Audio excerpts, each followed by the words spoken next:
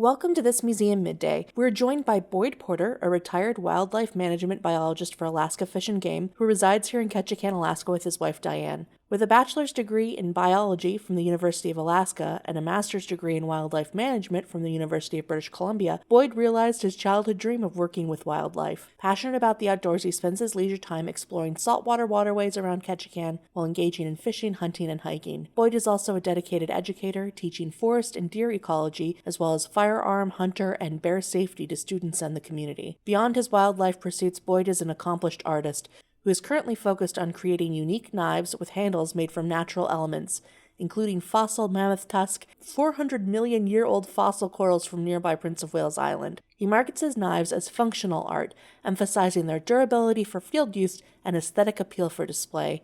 Boyd's craftsmanship reflects his deep connection to Alaska's landscape and fossil history, shaped by his decades of living and working here in the state. I wanted to thank you all again for coming out, and I will hand things off to Boyd. Well, thanks. My name is Boyd Porter. I've been around here, Ketchikan, for about 25 years, and our family's been in Alaska for almost 40 years, so we're glad to be here. I'm glad to see a group show up. I've done a few talks in this town, and you never know if you got 3 people or 30 or 100. So this is an excellent group. Just to kind of point out, I've got a bunch of display stuff that I'm going to leave enough time at the end that I'd like you guys to come down and if you anybody ever handled a mammoth tooth before? Had it in their hands? Yeah. 1? Okay. 2? Okay. The rest of you will tick that off your list. So I'm going to go through just real quick. Erica Jane had asked me if I would come in and speak a little bit about how did you get into making knives with Alaskan fossils? And it's kind of a fun little Alaskan story, so we'll go through it real quick, and then there's a lot of stuff here that we can talk about the fossils, where they came from, just realizing the display that they have in here, it fits right in because this whole area has a lot of fossil history to it, especially Prince of Wales. So we'll go through real quick, and if you could, hold your questions, and there'll be plenty of time at the end. So if you think of something as I'm going through or I missed something, let me know. So I call it functional art because it's artwork that you actually, I hope that people take it out and actually use it. So I'll go through real quick how I started making knives and sheaths. I make the sheath for each individual knife so they fit together and it's sort of a custom combination. How I started using Alaskan fossils, what other fossils, materials that I use and combine things together. So that's the artsy part, is including several different things together and sort of marrying those fossils together. And then you guys will have a chance to come up and look at stuff. So it all started with my daughter, and there were neighbors, friends, Girl Scout group, and they were old. She was old enough, I wanted to get her involved with power tools and maybe sanding and making things, and the knives came up and everybody said, well, I've always wanted to make one. So we started cutting radial saw blades. So carpenter saw blades have the right steel that you would use, and it can be sharpened, and you can make a functional knife out of it. So we really just cut the pattern of a knife out, such as this one on the picture, and something easy was to put a brass bolster or finger guard on it and a piece of deer antler from around here. Lots of, everybody's got antler in their yard usually. And so as it developed, and lots of my daughter's friends and neighbors, everybody got to make a knife, and we were going through that process, I kept thinking in the back of my mind, I had my hands on some of these fossils from Prince of Wales, This is about it went extinct about 340 million years ago. But I had it gathered some on Prince of Wales, and I always thought, boy, I'd love to be able to put some of that on a knife handle. Well, it was a little bit too advanced for the kids, and by the time I really started doing this part of it, the kids they'd made their knife, they were done, and they had moved on to other things. So then I kept working on it, and I was a brick mason, stone mason before I went back to college, so I had a bit of understanding about how to take stone and cut it with a diamond saw and stabilize it, watch for cracks, watch for faults in the impurities in the stone. And so one of my goals was to actually get some of that onto a knife. And so this is one of those finished products. They didn't look quite this pretty when I started. They were very crude, but I think I've got a couple. So here's another one that's just an ulu out of with a moose antler handle. And back to this, it's called Hexagonaria fossil coral. And so this coral that intrigued me the most, it's from Prince of Wales. And when I started playing around with it, there were a few people that came to me and said, well, you know, you think it's appropriate to take a fossil like that and make something out of it? Don't you think it needs to go in a museum or something? And my response was, well, on Prince of Wales, where this occurs, it only occurs 2 places in the world. This particular species of coral is on Prince of Wales Island and in Virginia, eastern Virginia. And my answer to that remark about, you know, should you be using a fossil for something like that was, well, they made roads out of it on Prince of Wales. They blasted out the rock pits, and you can walk around, especially during a hard rain, if you walk along some of the roads that have this fossil on it, it's everywhere. So it's not in limited supply, and so that seemed to calm people down a little bit. This is what it would look like. I obviously don't have a picture of the actual coral, but this is the kind of coral head that this comes from. About a 24-inch coral head. I guess what's interesting geologically and historically is that this coral was on the west coast of Prince of Wales during a period that there was that before the last ice age, in a warm, shallow seabed. So imagine this part of the world was looked very different. Even during this last ice age, Prince of Wales remained an ice-free refugia at a time when all of this mainland and all these most of these other islands were choked in ice, in glaciers. So it's a really cool, I guess, it just continues to have an allure to me, this coral particularly. And it's called Hexagonaria because the chambers, each one of those little dots on the picture that I have of the coral is a little filter feeder. So each one of those had a little invertebrate filter feeder in it. In the fossil record, when it turned into stone over eons of time, the little filter feeder disappeared because it's soft tissue.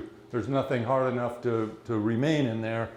But still, the six-sided gives it the Hexagonaria fossil name.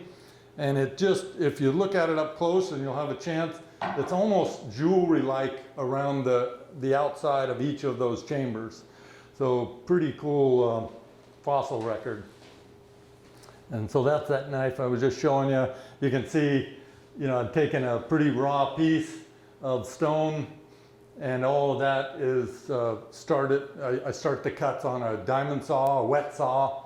So the water's running on it to keep the heat down and keep the dust down. And then using diamond drill bits to drill so that I can put the tang of the knife inside of that.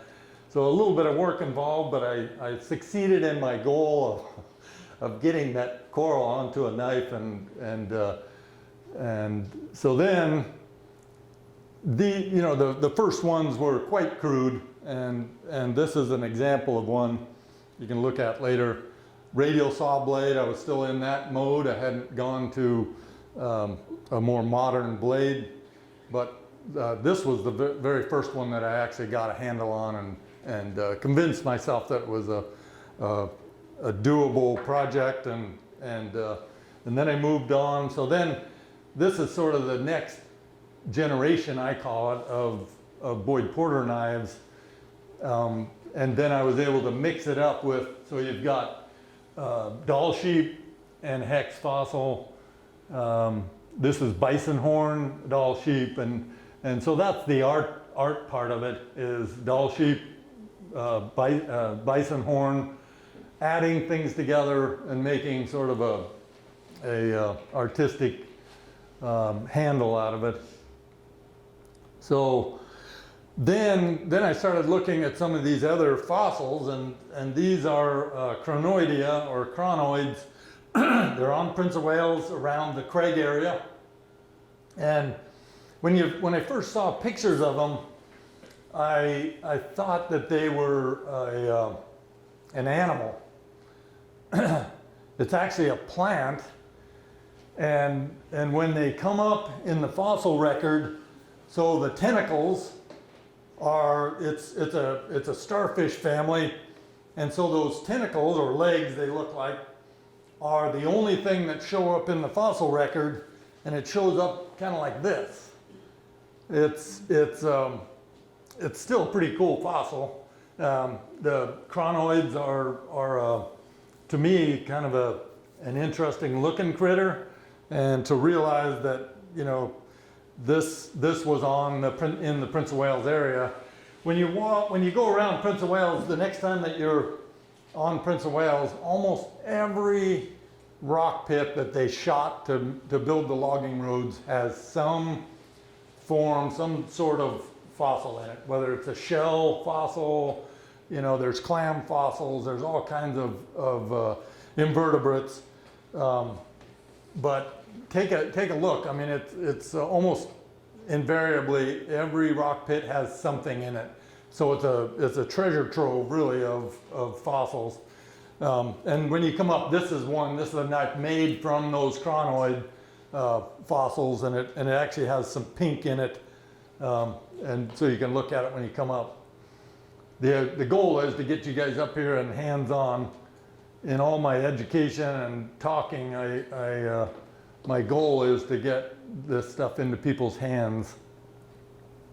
So that's the rock we just looked at. So that gives you a little bit of a look of that, but so it's those fragments of all those the tentacle-looking things that were hard enough to show up in the fossil record. Pretty cool stuff. The stalk, I guess they call of that. And so so this would be the end of a winter season while I'm building my knives for the summer. We're not going to do any sale stuff here, but I only sell them online and at Alaska Galleries here locally. Alaska Galleries is run by Curtis Nelson, and he sells only Alaskan-made stuff. So it's made in Alaska, and it's nice that it's not in there with all the imported stuff. So those knives that, you know, made them over the winter, and then each one of those sheaths were handmade, hand sewn. The Kasaan coral, when you come up, that's over on this side of the table. There's a couple pieces that you can handle, and there's those knives. The one on that top there is some of the guys that cut this, they call it snowflake because it comes out almost pure white. when you clean it or polish it. And so you can see that, so this is a Kasaan coral, Kasaan Island. And so you can see the stalks, and I think where this occurs on Kasaan Island, it's at a what was an undersea cliff face, and all of this stuff was eroding down, and it's just layer after layer of these corals laying there like that. So that's the end cut, so you're looking at the end of each one of them. Again, when you look at this and polish it up, the outside of those have really nice little detail spines on it. So there's a lot of interesting pieces, parts to that. Prince of Wales has got probably 10 different kinds of marble. This is just one of many. I don't even have a name for this one, but it's got that pink in there. People make tabletops and stuff like that. Another one is this mudstone. This is down towards Heidelberg. A lot of the rock pits have this. So this isn't critters, but it's ancient sediments in a river that have fossilized and turned to stone.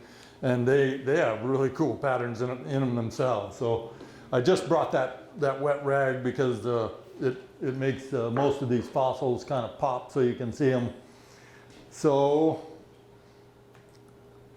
just a picture of after I really got into working on the fossil corals and everything, I ended up doing a project for a friend of mine, making a story knife for him for his 35 years with Fish and Game and all the places in Alaska he had been. And I'd asked all the area biologists to send me a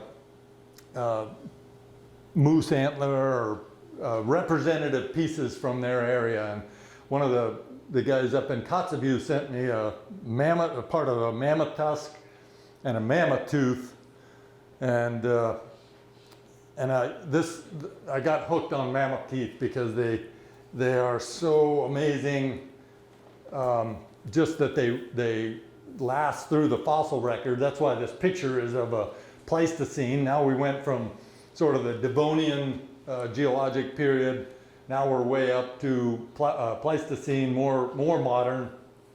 And you can see some of the critters out there in that landscape are some animals that you recognize. Mammoth were around until about 10,000 years ago. They were actually existed alive on an island in Russia, Wrangel Island, up until about 4,000 to 5,000. So pretty recently. Certainly mammoth were around while people were, early people. But these, to me, once I got my hands on this, I was hooked on not just the collecting them. That's the biggest one I've ever seen. Probably a big bowl.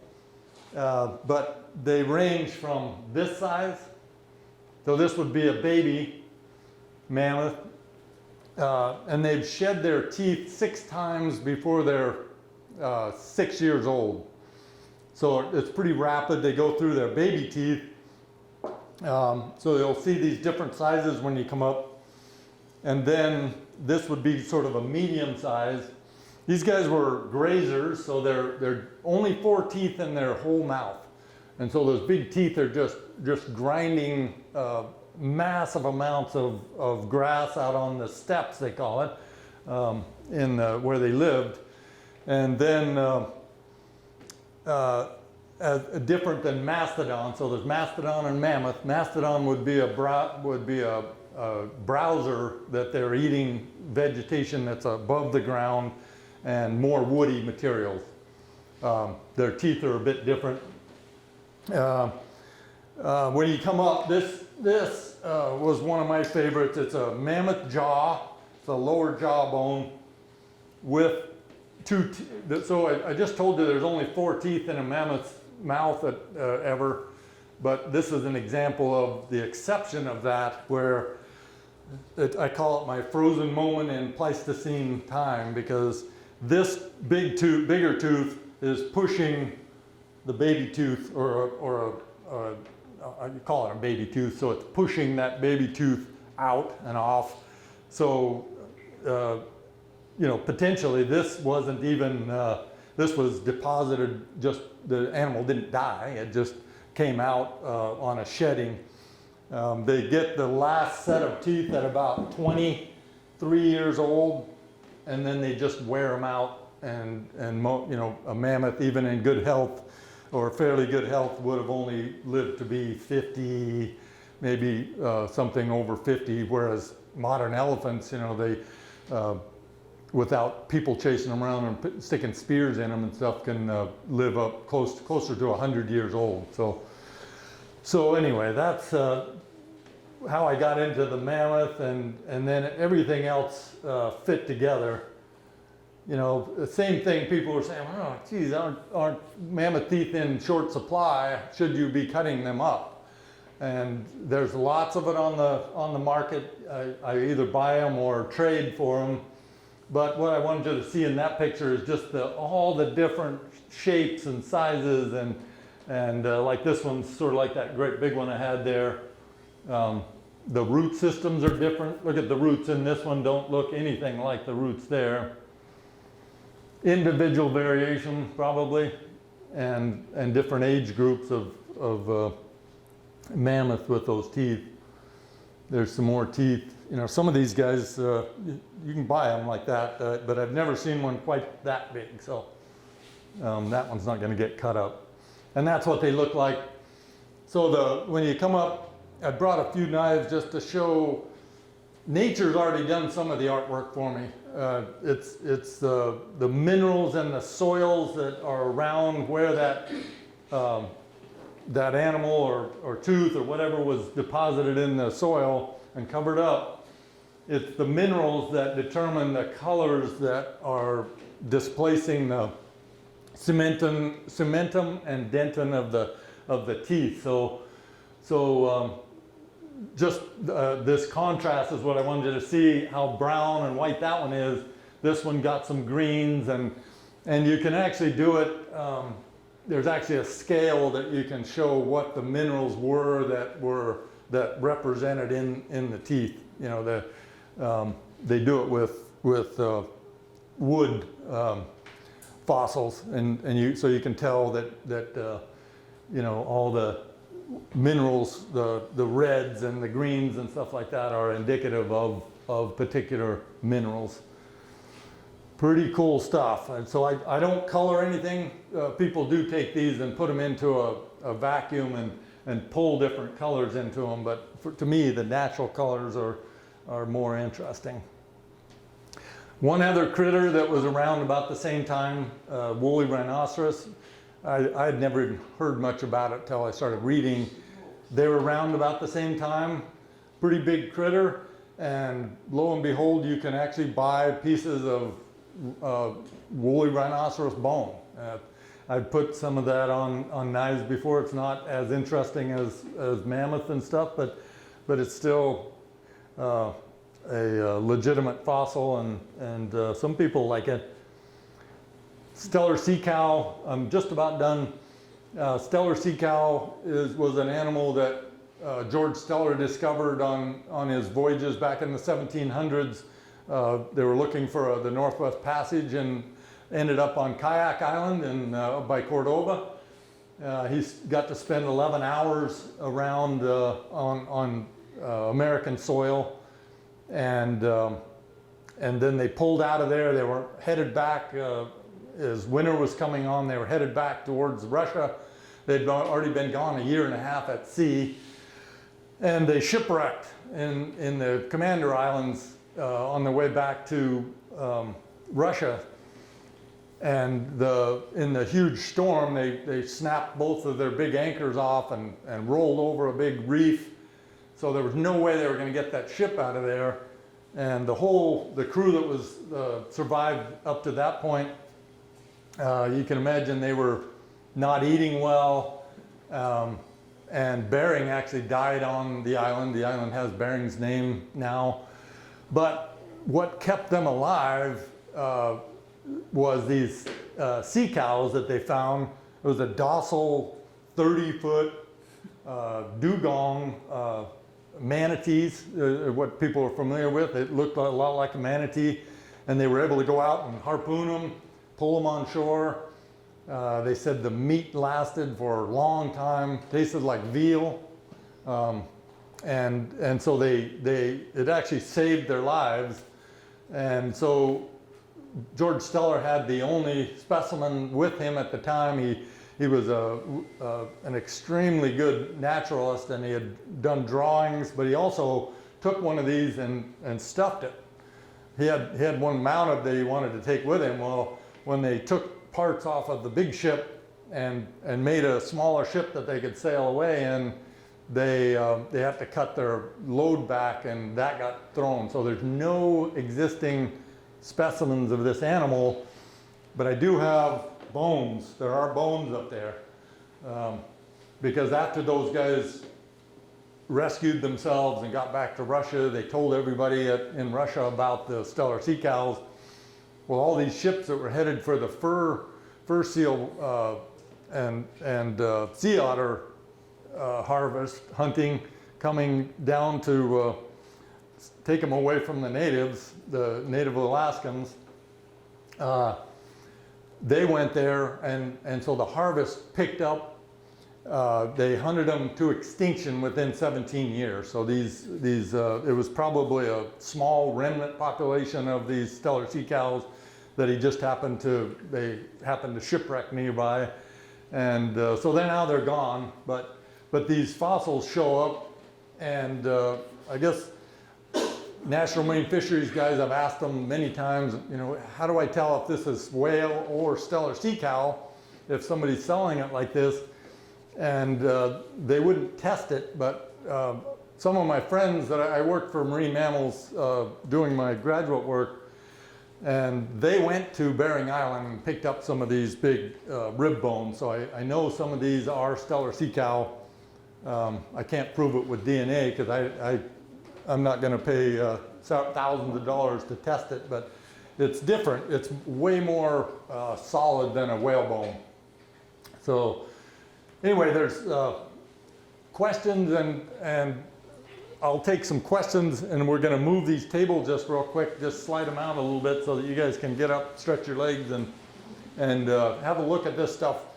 Like I said, I'd like to have everybody at least touch some of these things so that if the conversation ever comes up, the subject comes up later on, you can say, oh yeah, this guy in the museum had me touch it, and I saw one.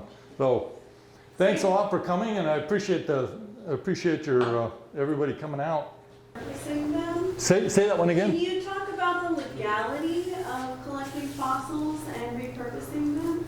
Well, the legality would be there are many preserves and parks. You can't remove them from any of those, so it has to be public land that's not held in any sort of a umbrella like that.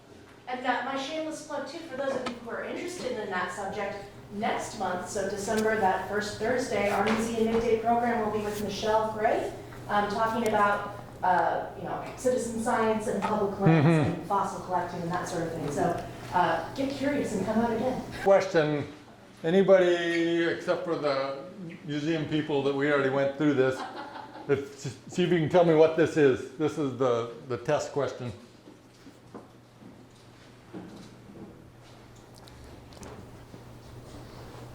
So that's that one, yeah. See, most of this, well, all of it, if I see this in a rock pit, I would just walk by and kick it. Exactly. I mean, Well, even this is like, yeah, let me, I had one that I was gonna make that point with. Look at this. Look at this. Inside, yeah. outside. So, Okay. so you, yeah, until you start getting your Knowledge and search image training down. and- Yeah, That's the same with that gray troll when he showed some of those pieces. yeah. Keep going. Anybody, walk that around. Yeah. Diane, walk that around just so everybody can, if anybody's got a good answer, I'd love to hear it. Boy or girl.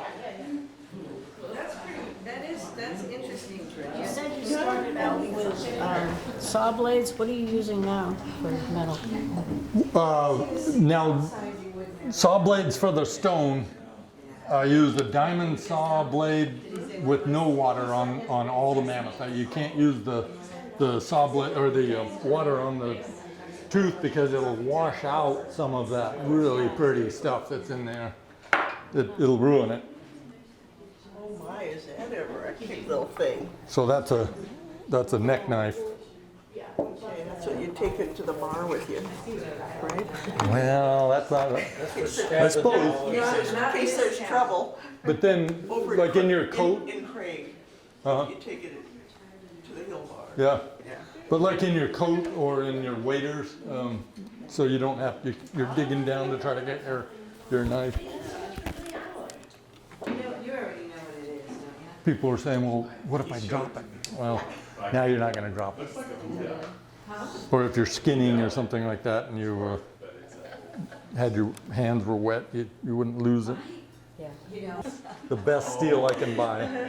but I could go on. Yeah, Steel, do you tend to prefer the carbon? well, that 440 is that 440C is one of the best for southeast stuff because it does not rust. It's very resilient. That's a tooth that very look how different that is than most of all those designs. So chaotic, but it's beautiful. Yeah. Yeah. Boy, you need to tell us what that Yeah. Okay. And nobody had a good idea. Dinosaur poop. So for a biologist, you know, this is animal behavior. You can actually look at that and in a microscope you could tell what they had for breakfast. So it's a bunch of stomach contents? Yeah. Well, you should have known that. Well, you know, I worked for Sarah years and years ago. And one of my jobs was dissecting these little. You know, I was trying to figure out. So that's this camera formation. So it's an actual fish, and that's why I brought one of these to show. It's in a sandstone, and you can actually go to that. You can go to that site in Kemmer, Wyoming, and you give them. It's like $100 a day, and you can go dig your own fish fossils, and you get to take them home with you. So it's pretty cool. And then that's a piece of Steller sea cow that I put on the backside. So that's this stuff, but never really promoted them to.